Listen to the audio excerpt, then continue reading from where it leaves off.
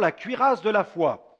1 Thessaloniciens chapitre 5, verset 8, Paul nous adresse cette parole et il dit « Mais nous qui sommes du jour, soyons sobres, ayant revêtu la cuirasse de la foi et de l'amour, et ayant pour casque l'espérance du salut.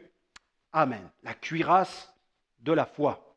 S'il apparaît que Paul met ici l'accent sur un élément de la panoplie du vrai disciple, nous ne devons surtout pas négliger tous les autres éléments. Le croyant qui veut tenir ferme et rester debout dans les moments difficiles doit revêtir tout l'équipement de Dieu, c'est-à-dire toutes les armes de Dieu.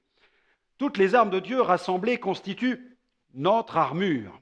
Nous noterons que dans Éphésiens chapitre 6, verset 14, Paul donne un autre nom à la cuirasse. Il l'appelle aussi la cuirasse de la justice.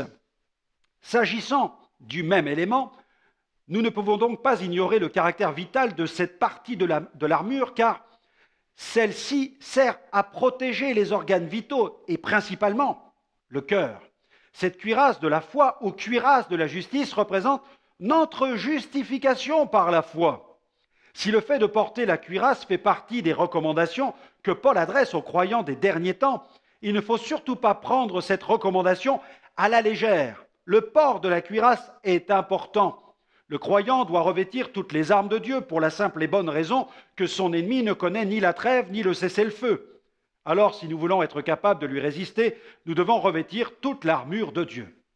D'autant que plus nous voyons se vider le sablier annonçant les temps de la fin, plus nous devons nous préparer à voir l'ennemi redoubler d'efforts dans ses tentatives d'accusation contre l'Église. Il s'acharnera de plus en plus contre elle et déploiera de plus en plus d'énergie pour diriger ses traits enflammés contre les enfants de Dieu. Alors, en attendant de revêtir la robe blanche, revêtons notre cuirasse de justice, revêtons la cuirasse de la foi, celle de notre justification, celle acquise par le sang de Jésus. Je vous recommanderai donc une prière aujourd'hui.